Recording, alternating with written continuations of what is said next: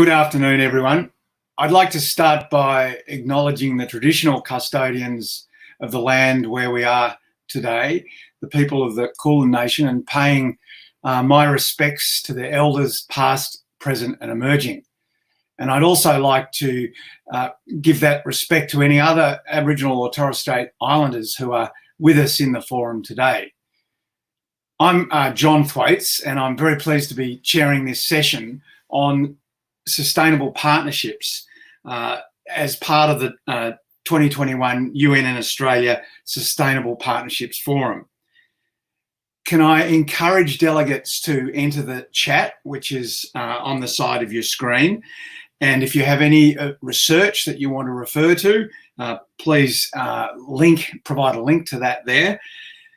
When we come to the question and answer, please use the separate Q&A function, which is below the chat function, and we'll attempt to address most of your questions.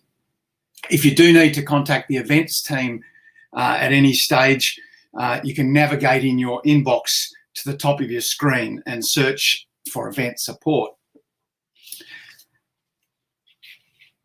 In this session, we're aiming to really focus on the future, and particularly the role of the Sustainable Development Goals in achieving a better future.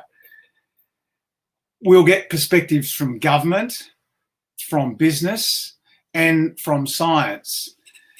And before that, though, I want to talk a bit about a project that we undertook at Monash Sustainable Development Institute last year, Transforming Australia.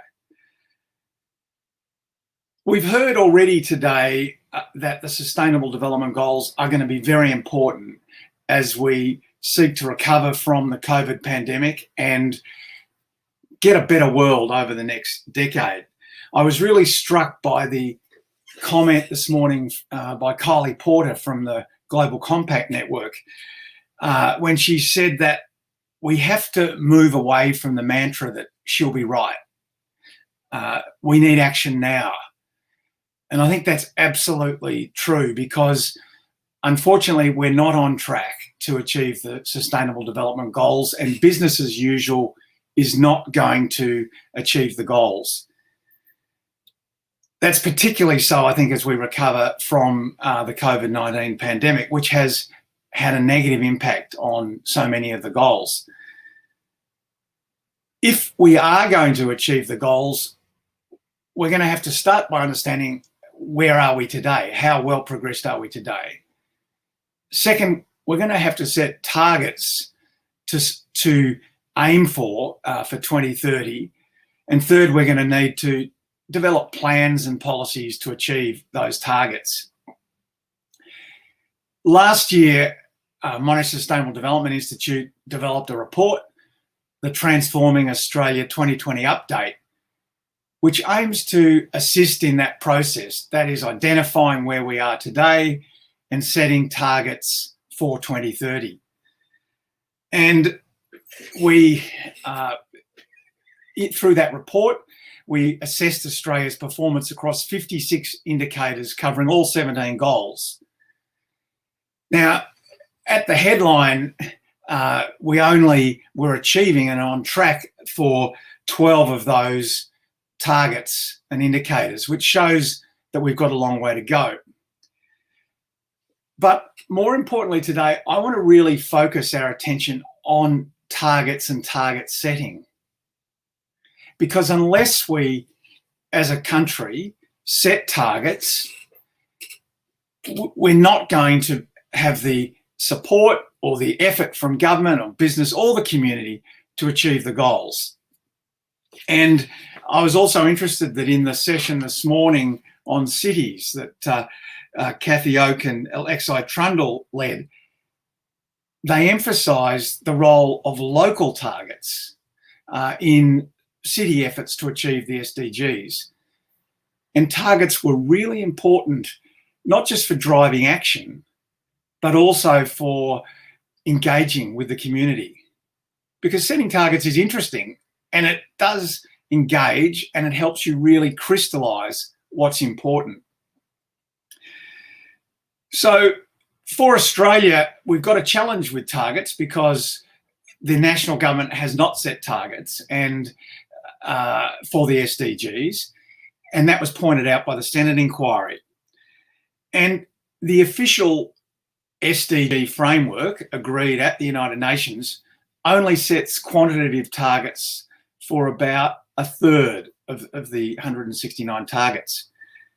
So what we did in Transforming Australia was seek to set targets for Australia for key areas, key indicators that were relevant to Australia, many of them potentially impacted by COVID, to drive action to 2030. How do we set the targets? Essentially, we sought a number of sources for the targets. First, of course, was the SDGs, the targets themselves. And as I say, about a third of the SDGs have official targets. But where those official targets don't exist, we looked for other targets. One that we used was the top performers in the OECD, which are comparison countries to Australia. And so we used the top 5 countries in the OECD. We also, in some cases, were able to refer to Australian government targets, as in closing the gap. And in some cases, we relied on the advice of experts, experts from the National Sustainable Development Council and other experts. What we didn't have the time or resources to do was to consult generally with the public about the targets. And I think that is the next step. So what I want to do now is just quickly run through a few of the graphs that in the Transforming Australia report, which highlight the targets and our progress to achieve them. Now on the screen, you'll see the link there to the Transforming Australia report, and I urge any of you to have a look at that after this. There's a website, there's a dashboard of our performance, there's infographics, and there are graphs for each of the 56 indicators across the 17 SDG targets. And if I could turn to the next slide, please.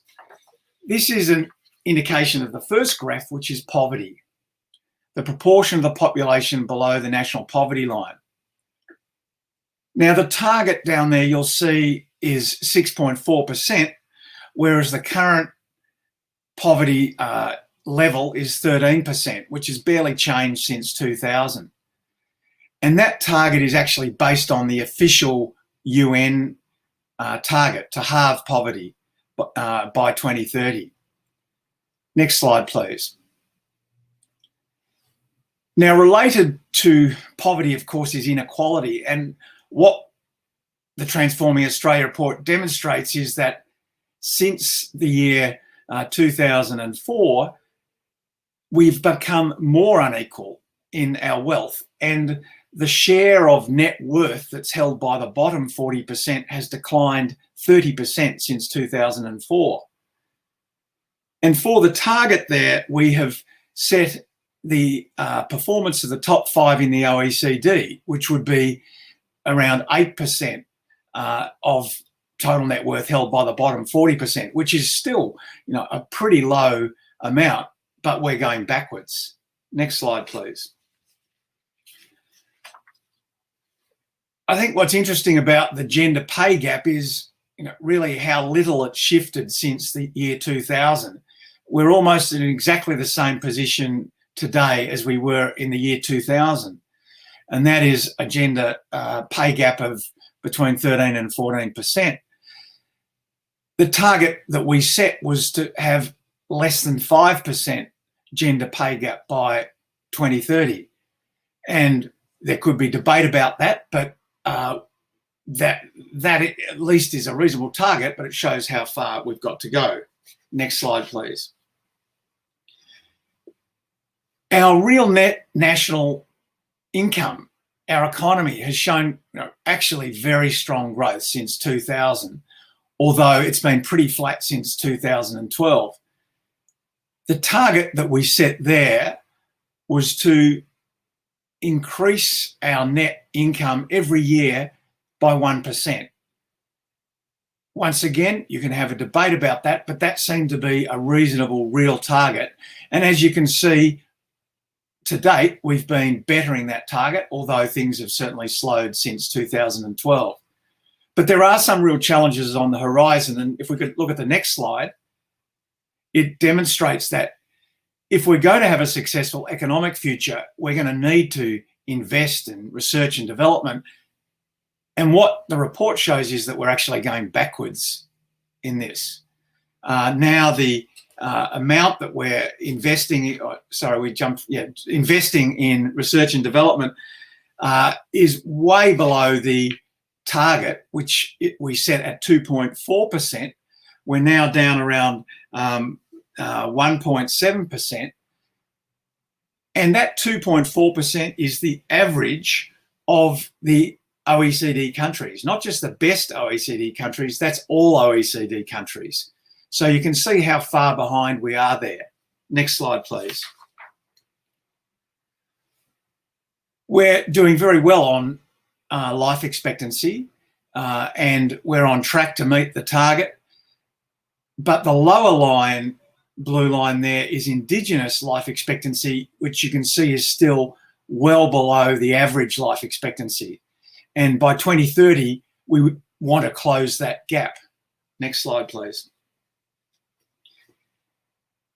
A major health challenge we do have, though, is obesity. And frankly, this figure quite shocked me, that now our obesity level is 31, nearly a third of the population, 31.3%. And we set a target there to be less than 10% based on WHO advice.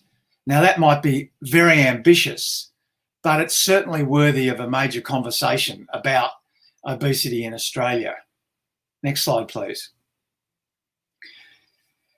On the proportion of the population with tertiary education, we're doing very well and on track to a target of half the population, the working age population, being tertiary educated by 2030. Next slide, please.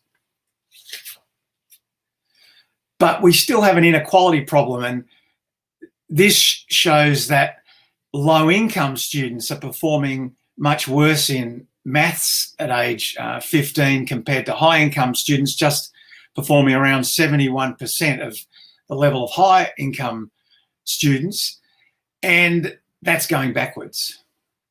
And then next slide, please. On renewable energy, we're increasing the share of the total energy system from renewable energy, but much too slowly to reach a target across the whole of the energy system of 30% by 2030. And that leads to the final slide, which is on greenhouse gas emissions, where you can see we've really barely changed our total emissions since the year 2000, whereas our target needs to be around 300 million tonnes. That is a half of our emissions in 2005, based upon all the best scientific advice. So you could take down the slides now, and if I just conclude by saying, I think Australia's effective response to the COVID pandemic has demonstrated the importance of evidence and following evidence and good data. Unfortunately, we haven't been doing that across a lot of the Sustainable Development Goals. But it also demonstrates the need to have clear targets. And I would hope that we can start a national conversation now around our targets for 2030 across the Sustainable Development Goals. And we need to do that with business, with the non-government sector, with government and with science. And so now it's an opportunity for us to hear from those different sectors and maybe consider the role of the goals and targets in the next 10 years in those sectors. And I'm very pleased that we have today from the government side, Dr. Gillian Sparks, who is Victoria's Commissioner for Environmental Sustainability. And she is an independent statutory role under legislation that reports and advises government on the performance across the environment and environmental sustainability. But I think what Dr. Sparks has done has been to pioneer the use of the Sustainable Development Goals in environmental reporting. So welcome, Gillian. Thanks, John. Could I start by asking, Gillian, how do you see the Sustainable Development Goals being used in environmental reporting, and what opportunities do you see for governments to use the goals in their strategy planning as well as in their reporting? Well, thanks, John, and hi to everyone that's joining us today, and also to my other panel members, Sharon and Andrew. Can I just, before I get to your question, John, start by also acknowledging the traditional custodians on the lands on which we're meeting and pay my respects to elders past and present. I'm coming to you from the lands of the Bunurong people of the Kulin Nation, and I pay my respects to them in particular. So it's a fantastic conversation that you've started, and for those listening online, as John said, I'm working at the subnational level with my team to work on implementing the SDGs into reporting, environmental reporting in Victoria. That's a really important distinction. So while there's the national agenda, we're very busy at the subnational agenda. There is a lot of work going on, and it's very positive, and I'm really honoured to be able to share it with you today. So as John said, as Commissioner, I provide independent reporting, science reporting and advice to the government on the state of Victoria's natural environment. And I'm supported in that work by a small dedicated team of science and communications and policy professionals, etc., but also by literally hundreds of colleagues who work with us and bring their science along with a broad spectrum of perspectives and invaluable insights to make sure that our work is broad and very relevant. A key report that we prepare, or that I prepare, is the 5-yearly State of the Environment report for Victoria. It's independently prepared in Victoria, unlike many other jurisdictions. The 2018 State of the Environment report was tabled in the Victorian Parliament in March 2019, and the next is due in 2023. And we're also working on many other reports. At the moment, the Victorian State of the Marine and Coastal Environment report. This is an inaugural report for Victoria, looking at the state of our marine and coastal environments, and it will be released in December this year.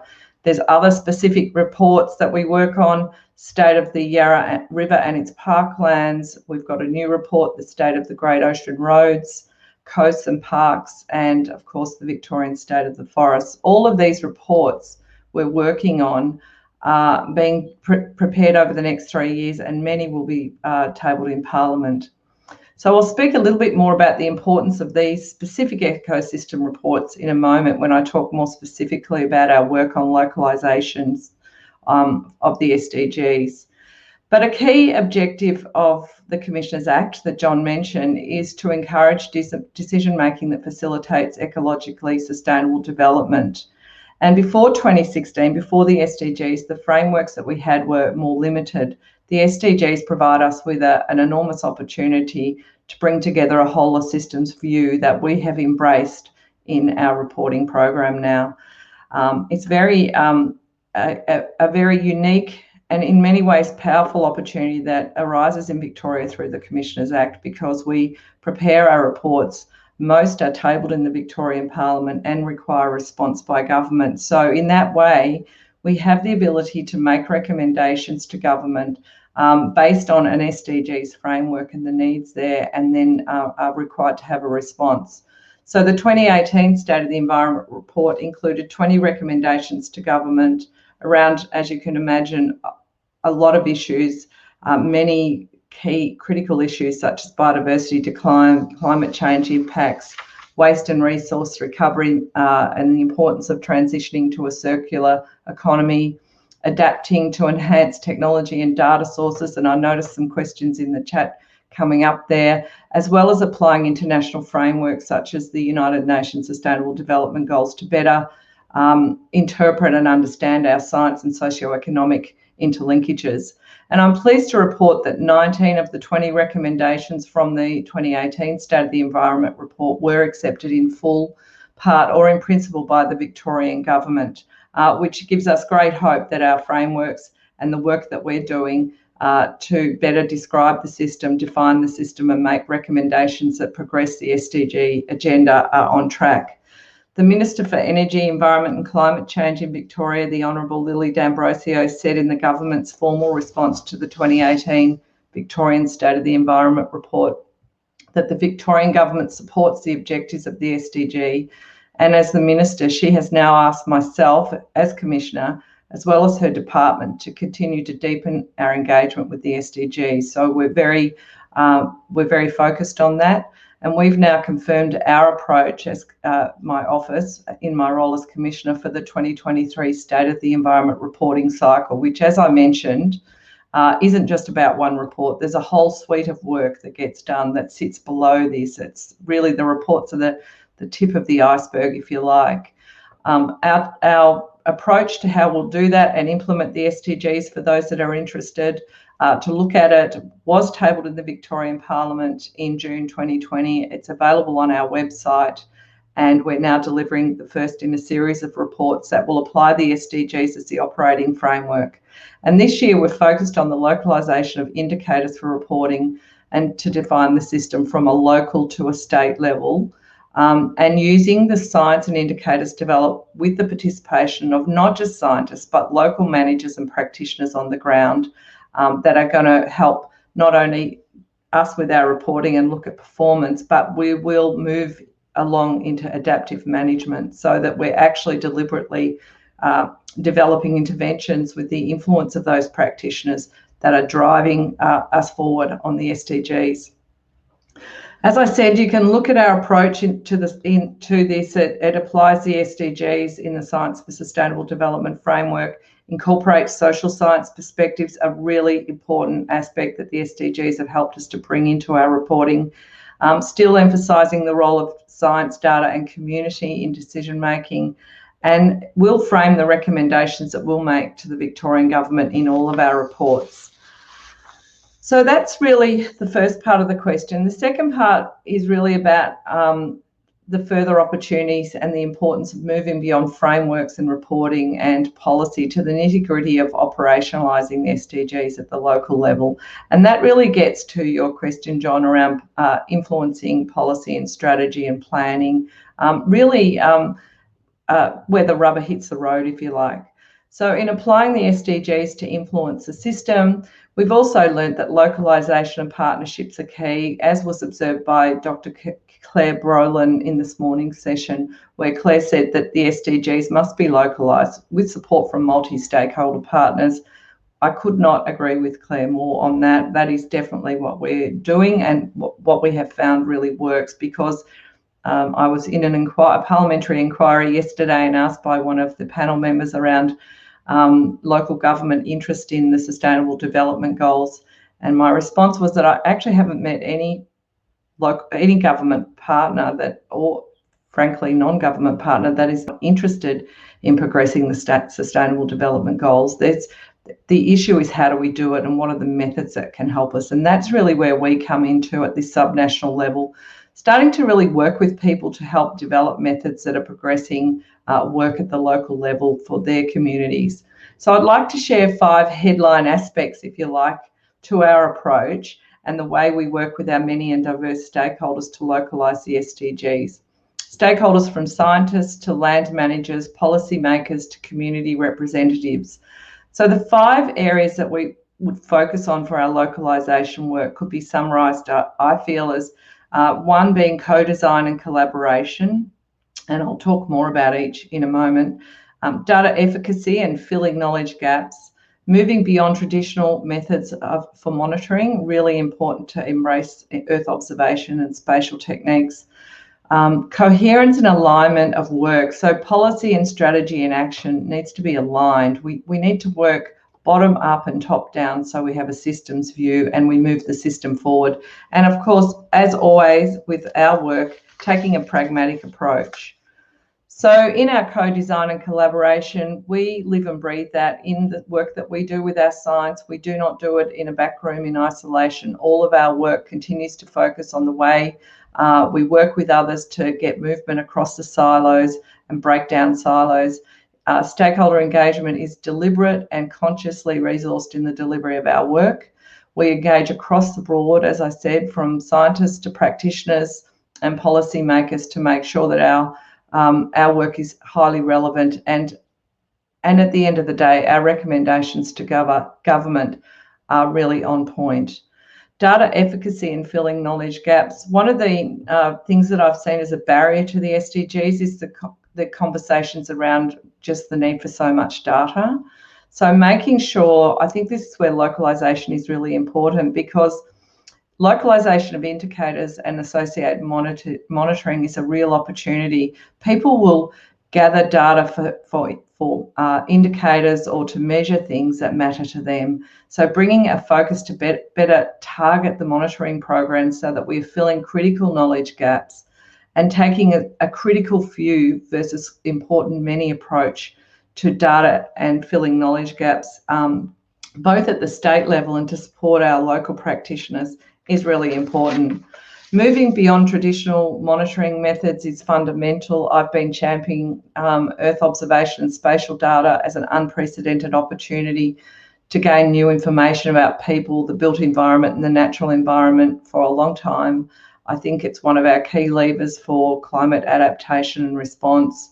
I think we need to continue to invest, and recommendation 18 of the 2018 State of the Environment report spoke to this and was supported in principle by the Victorian Government in December 2020. So we're looking forward to more investment and action in this area, at least in Victoria, coming up. Coherence and alignment, one of the things that I noticed when I was first appointed Commissioner was there's a lot of reports, particularly at government, but they don't talk to each other. So a system of reporting that's actually talking to each other, where I have got indicators that transfer from the state of the forest to the state of the environment to forestry management, same with coast. This type of thing is really important. And creating reports that not only relate to each other and the indicators that talk to each other, but subsets of indicators that speak to local management policy and strategy. That's really a key area of focus for us. And pragmatism. Do not let the perfect get in the way of the possible and the practical. If we were waiting for perfect situations the whole time, we wouldn't have advanced as far as we have. So we're currently working, my team and I, on the inaugural State of the Marine and Coastal Environment report for Victoria. This is a specific example I just wanted to share with you to give you a sense that we are getting into the detail of delivering localised indicators. We are going to be reporting on that report against 87 indicators developed by a huge community of scientists across Australia.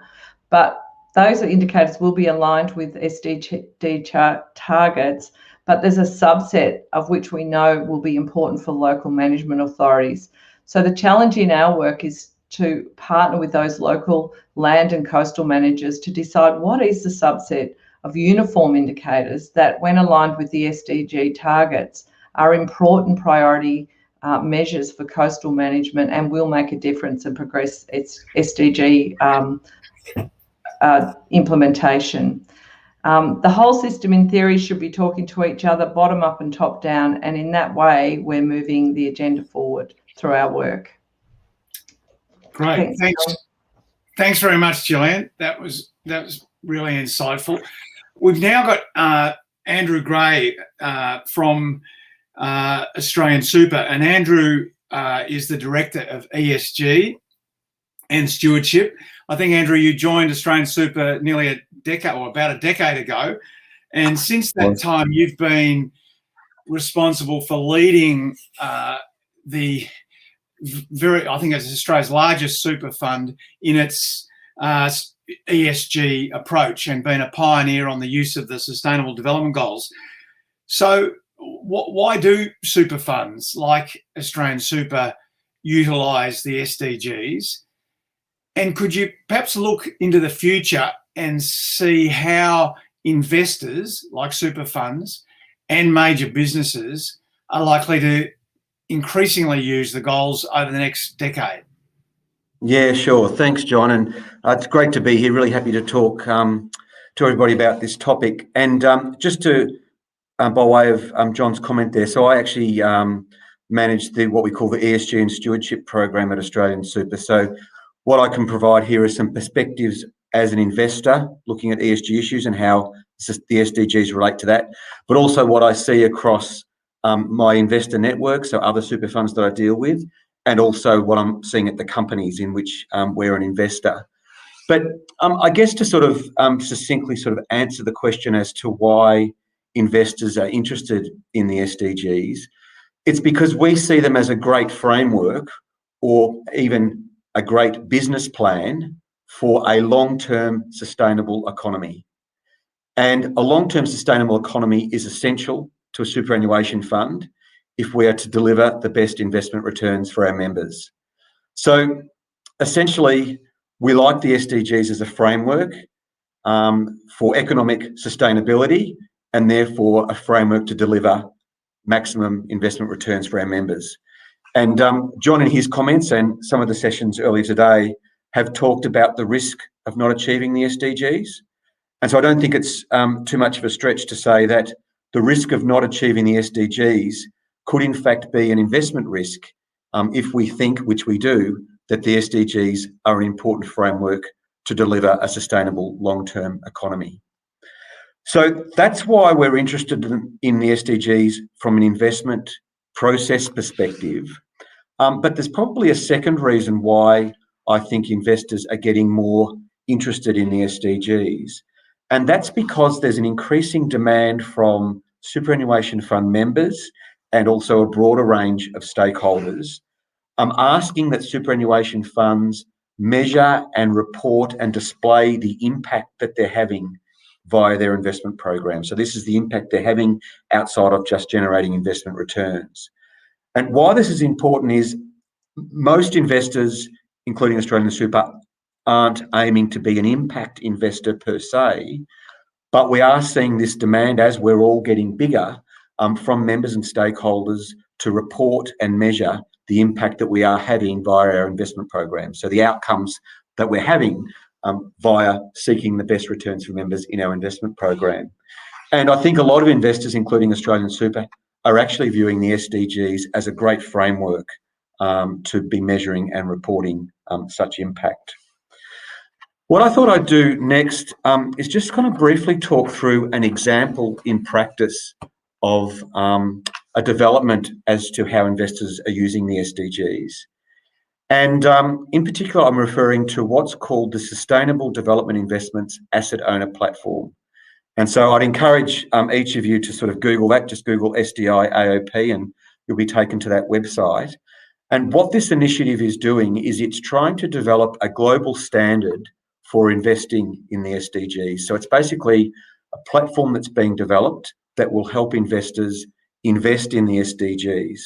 And so Australian Super is one of the creators of that platform, alongside a couple of large international funds, so APG and PGGM from the Netherlands, and also British Columbia Investment Management in Canada. And so what that platform is doing is measuring the companies, and we've got about 10,000 companies covered globally. What we're doing is measuring how each of those companies are contributing to the SDGs and providing that as a data platform to other investors so that they can incorporate that into their investment process. The platform was launched late last year. It's been a long time getting here, and I'm pleased to say that we've actually very recently got our first paying subscriber on board, which is fantastic, a very large global investor, and we've had significant interest from a large range of investors. So we think it's going to be a very popular platform. And one of the things that we think is very powerful about the platform is it's a platform that's being developed by asset owners, such as ourselves, for usage by other asset owners, other superannuation funds. So it's asset owners developing a platform that will be useful to integrate into an investment process so that other investors can subscribe and use that.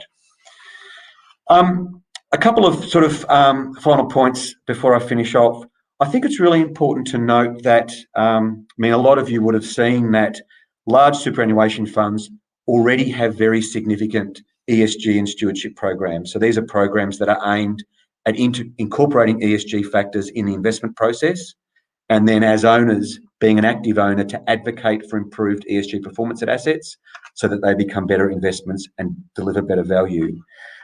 So we've had a significant amount of effort across the industry on responsible investment and ESG. And I think it's a really important point to note that there's a significant amount of overlap between common ESG issues and the SDGs.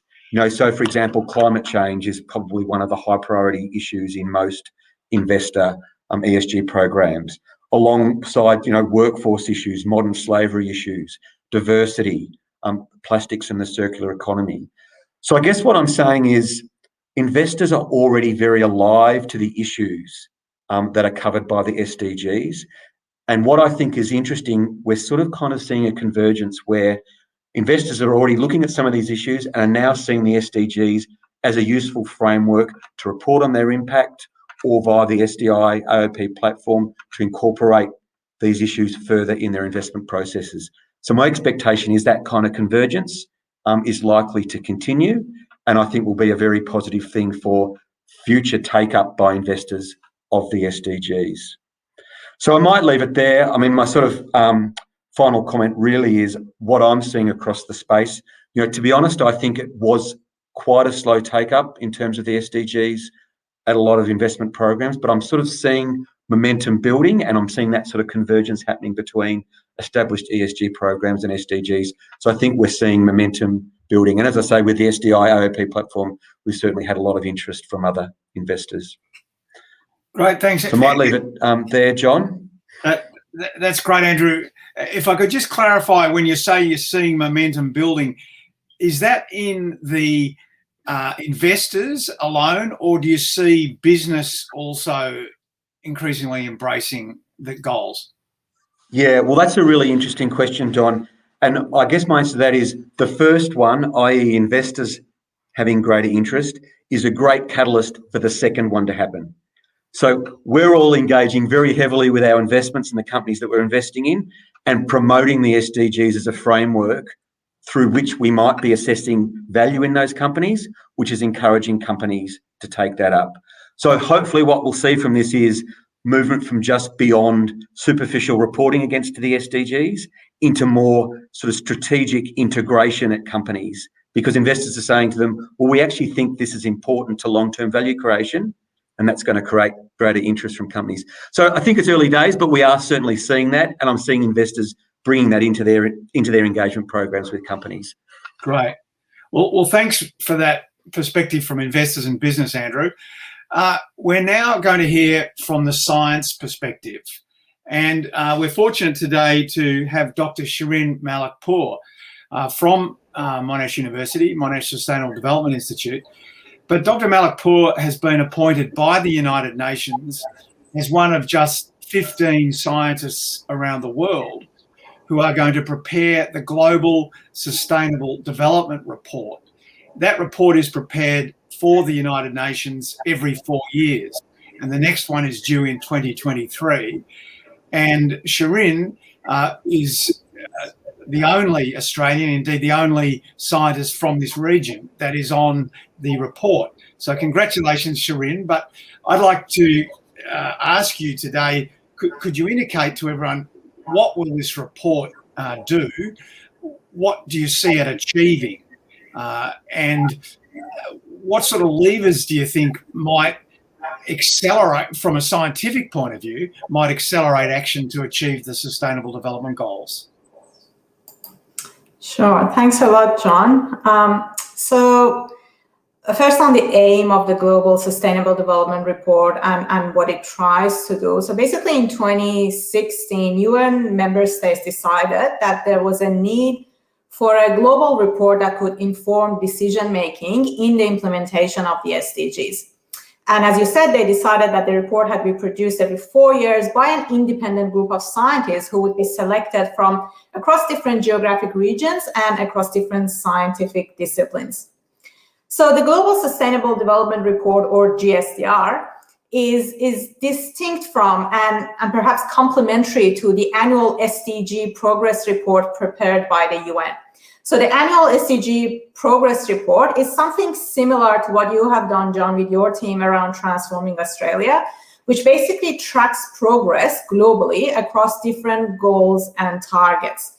That is not the aim of the Global Sustainable Development Report. The Global Sustainable Development Report doesn't aim to produce new evidence, but it rather tries to synthesize existing evidence to identify areas where rapid transformation is needed and also highlight how those transformations could be facilitated. So we'd like to always refer to the GSDR as an assessment of assessments. The previous Global Sustainable Development Report that was produced in 2019 identified exactly the thing that you mentioned, John, levers for change. It actually identified 4 significant levers, being in no particular order: governance, business and finance, individual and collective action, and science and technology. So the lever on governance basically talks about these new modes of governance to implement the SDGs. John mentioned that at the beginning that now we are basically facing a situation that we need to consider governance through goal setting, through target setting.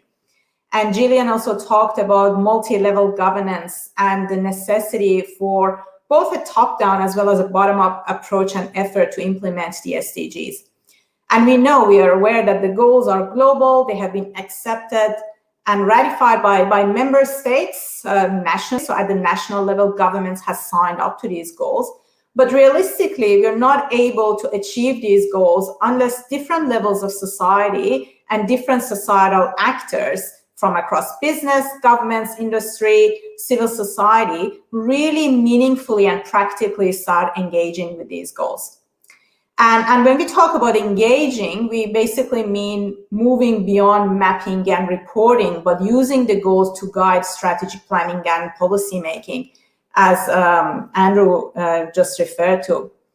The other lever that the previous report identified was around business and finance. So I won't go into that. Andrew is really an expert on that, and really just highlighting that this is an important lever given the level of investment that is actually required to achieve the SDGs. The other lever that was identified by the 2019 report was individual and collective action. And this is really about enabling change through action by different societal actors, all of us in different levels. And there are many issues associated with this. One is, of course, behavior change. How do we change the way we use resources? How do we change the way we consume? How do we change the way we commute? How do we change the way we work? How do we change the way we deal with matters in our society? So part of it is about behavioral change, but individual and collective action as a lever, I think, is also broader than behavior change. So we can not just look at individuals as basically, or their behaviors as objects of change, but it is also about empowering people and really carefully thinking about what mechanisms can be put in place in order to help different communities, different people in different roles become agents of change. And then the last lever to mention was around science and technology. And I'm sure many people have talked about this in this forum over the past couple of days. This is about investment in research and development. Gillian again mentioned the role of science and how it interacts with policy making and politicians. Science is really key to inform decision making around the SDGs, to let us analyze the problems that we're facing in our society, identify what is working in areas where things are working well, and also identify in areas that are not working well, what are the impediments, what are the barriers that we're facing, and how can we navigate that. So these levers of change are really, in terms of how we look at them, we can look at them as means of implementation, but they also highlight multiple complementary roles that different societal actors and entities could play in bringing about transformative change. So in the next Global Sustainable Development Report in 2023, we hope to be able to provide evidence-based, action-oriented guidance on how best we can put these levers into practice.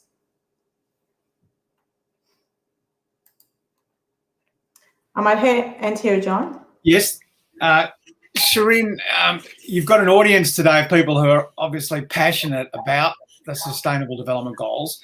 How can the Australian community and people like those who are here today get involved in the Global Sustainable Development Report process? How can they have a voice in that?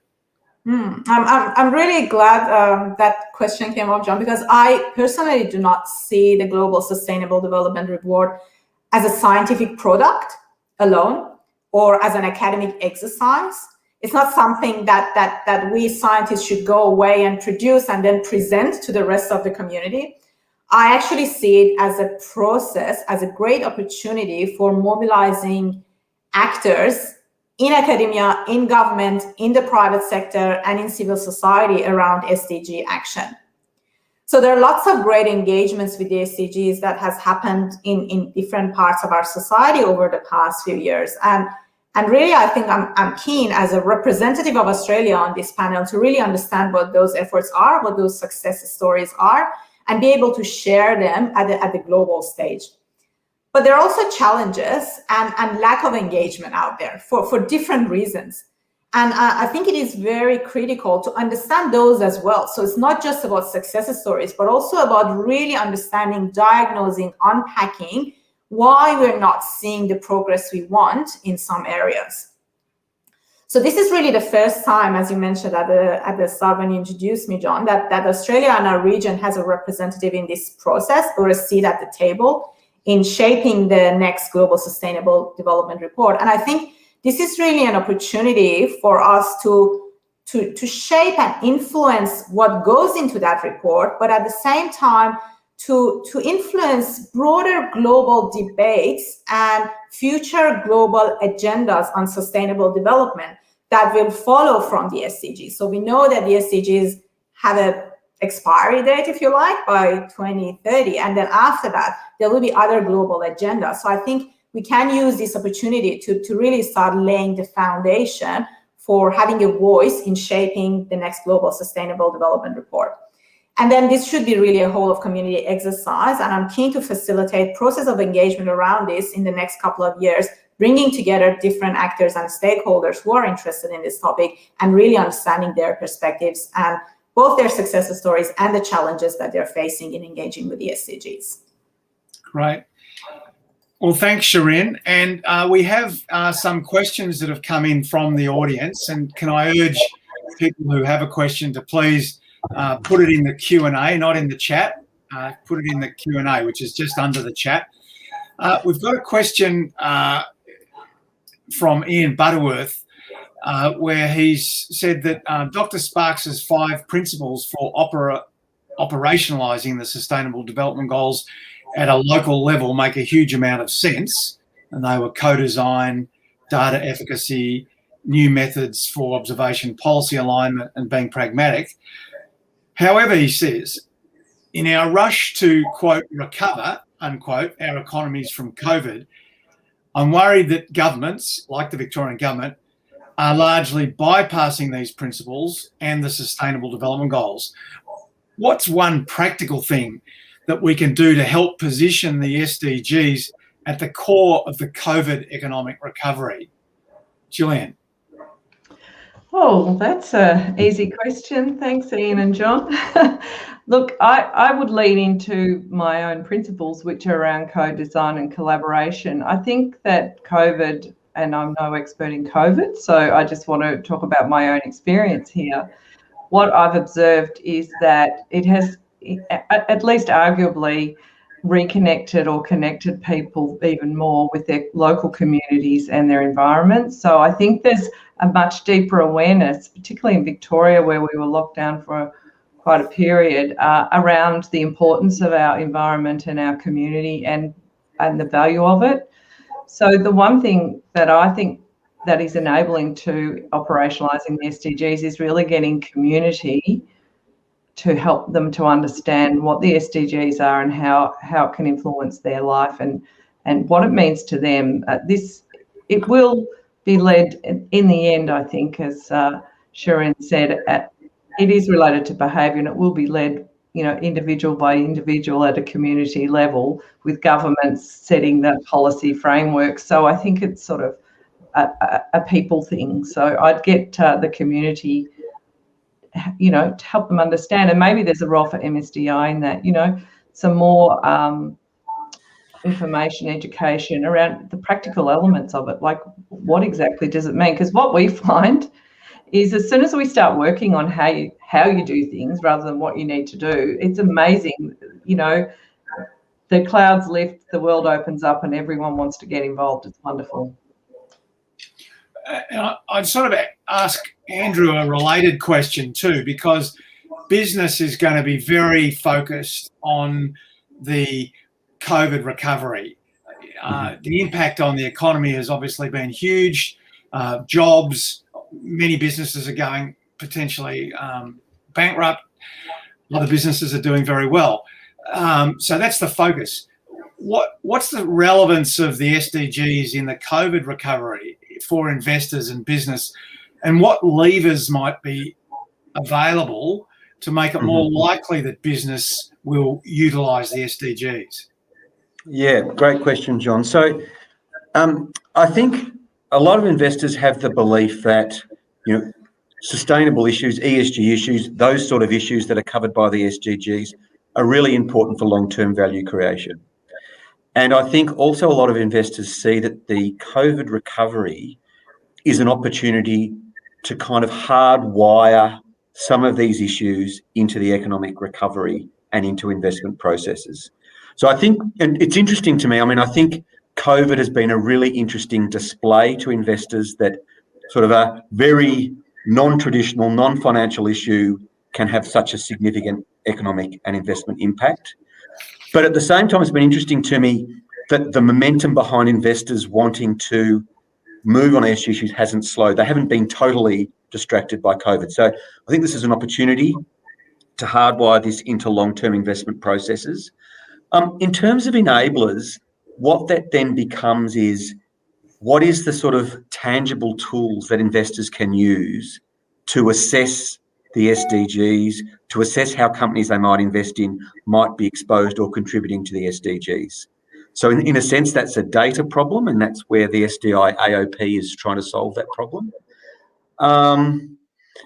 And I think it's also the issue of making sure that that convergence between ESG programs, which is already very well developed, and the SDGs happens.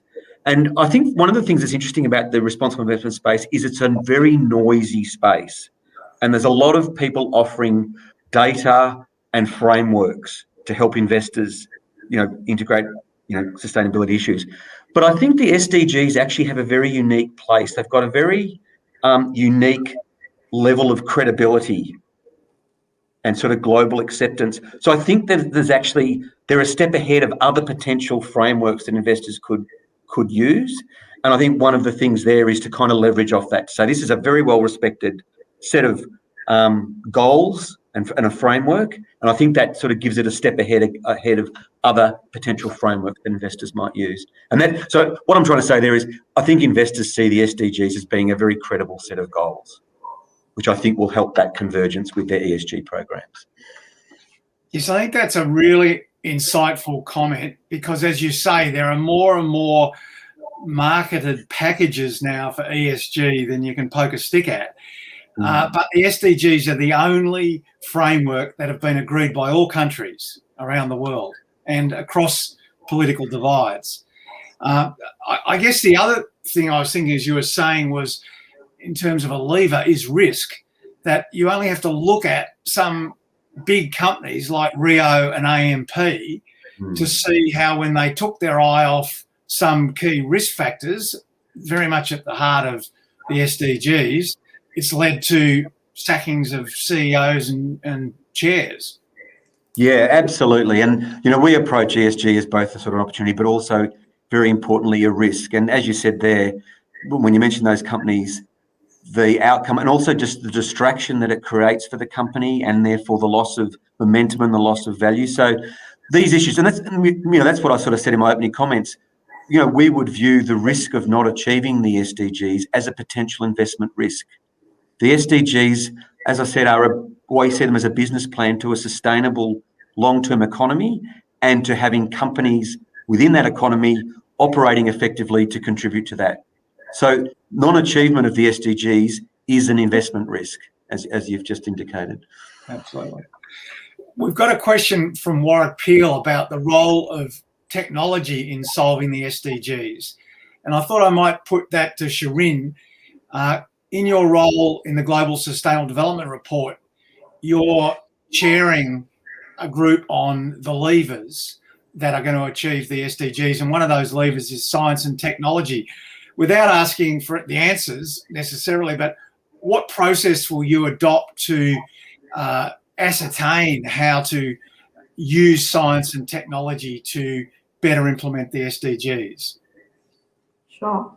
So there are a number of issues to really think about when we are thinking about the role of science and technology in achieving the SDGs. So I think everyone agrees, especially after the experience of COVID. I mean, adding to what Gillian said about, connecting to the local environment and being more locally embedded. One of the other learnings out of the COVID experience was also that we really need evidence for decision making. And I think evidence-based decision making became a thing finally. So it's great to see that. And that goes on because really what science can help us do is to help us analyze and diagnose where the problems are. So really following on what Andrew was just saying, the risk of not achieving the SDGs. Basically, the SDGs exist because there are some clear gaps in our society. If there were no gaps, we didn't need goals to address issues. Science can also help us track progress on achieving the SDGs. It can help us identify what is contributing to success, what is impeding success, and it can help us develop solutions. And in solutions, although the previous report really talked about technologies, but we really need to be thinking more broader than that and really consider both physical, technological innovations and solutions, as well as social and institutional solutions and innovations that we need in order to achieve the SDGs. But really some overarching perspectives around for science to meaningfully and practically contribute to SDG progress. I think there are a few requirements, and I'm really keen for these issues and requirements to be unpacked further in the next Global Sustainable Development Report. One is around the role of other societal actors and governance, business, civil society to really work closely with scientists and scientists working closely with them to really strengthen that science policy practice interface. The other thing is also that I think we really need new models of establishing and governing scientific research. And one of such models that we hear that has been talked about also at Monash University is around mission-oriented research that follows the explicit aim of tackling complex problems and delivering on-ground impact, often in a very transdisciplinary environment. So this is not to say that conventional models of monodisciplinary fundamental research are not useful anymore. I think they're very much needed and very useful. But we really need, at the same time, when we're working on complex issues that need urgent solutions and we really need to act quickly, we also need innovations in the way we go about producing scientific content. Great, Shirin. Well, I hope that people who are part of today's audience are able to get in touch with you and your efforts with the Global Sustainable Development Report in the next year or so. I'd like to thank all of you. Unfortunately, we're out of time. It's been a great session on looking to the future. I've really enjoyed it, and I hope everyone else has as well. It's now time for delegates to move to the next session, which is the forum wrap-up. And as I understand, you can do that by moving back to the virtual lobby and then clicking on the session, which is going to start at, right now as I speak. So thank you, everyone, and it's been great. Thank you. Thank you. Thank you. Thank you.